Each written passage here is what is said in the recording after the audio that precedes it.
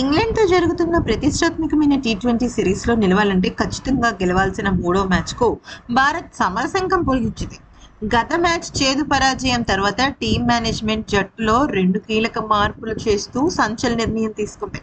Series ఆశలు సజీవంగా ఉంచుకోవడమే లక్ష్యంగా సరికొత్త వ్యూహాలతో బరిలోకి దిగేందుకు సిద్ధమైంది.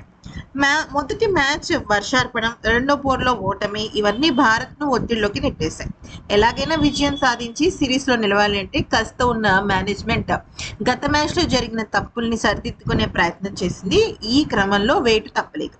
ముఖ్యంగా గత మ్యాచ్లో కనుక మనం చూసినట్టయితే బౌలర్లు అద్భుతంగా రాణించినప్పటికీ లెగ్ స్పిన్నర్ రవి బిష్ణోయ్ తన చెత్త బౌలింగ్తో భారీగా పరుగులు సమర్పించుకుని మ్యాచ్ను ఇంగ్లాండ్ చేతిలో పెట్టాడు. అయితే దీంతో మూడో మ్యాచ్ను బిష్ణోయ్ని పక్కన పెట్టడం ఖాయం. సో మరి అతని స్థానంలో పిచ్ పరిస్థితులను బట్టి సూర్యాంశిని లేదా ప్రిన్స్ యాదవ్లో ఒకరికి దక్కుతుంది. 100% ప్రిన్స్ యాదవ్కే దక్కుతుంది.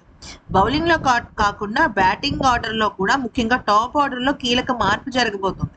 అదేంటి అంటే ఓపెనర్ అభిషేక్ శర్మ లేదా వన్ డౌన్ బ్యాటర్ ఇషాన్ కిషన్లో ఒకరు మ్యాచ్లో ఆడకుండా విశ్రాంతి ఇవ్వచ్చు. 99.9% ఇషాన్ కిషన్నే పక్కన పెడతారు. ఒకవేళ ఇది జరిగితే star wicket keeper Sanju Samson తిరిగి జట్టులోకి రావడం ఖాయం. ఇప్పుడు అతనే మనకు బ్రహ్మాస్త్రం. అప్పుడు యువ సంచలనం వైభవ్ సూర్యవంశీ అలాగే సంజు శాంసన్ ఇద్దరు కూడా జట్టులో కనిపిస్తారు. సో ఈ మ్యాచ్కి వేదికైన ట్రెంట్ బ్రిడ్జ్ మైదానం బ్యాటర్లకు చాలా కలిసి వస్తుంది.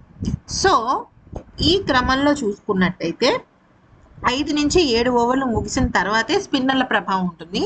స్టార్టింగ్లో బంతి స్వింగ్ లేదా బౌన్స్ అయ్యే అవకాశం ఉంటుంది. ఈ పిచ్పై యువ ఓపెనర్ వైభవ్ సూర్యవంశీ ఒక్కసారి సెట్ అయితే పరుగుల వర్షం పారించగలడు. సో సెట్ అవ్వడానికి తనకి కొద్దిగా టెక్నిక్స్ని నేర్పించారు శ్రేయస్ అండ్ గంభీర్ వైభవ్.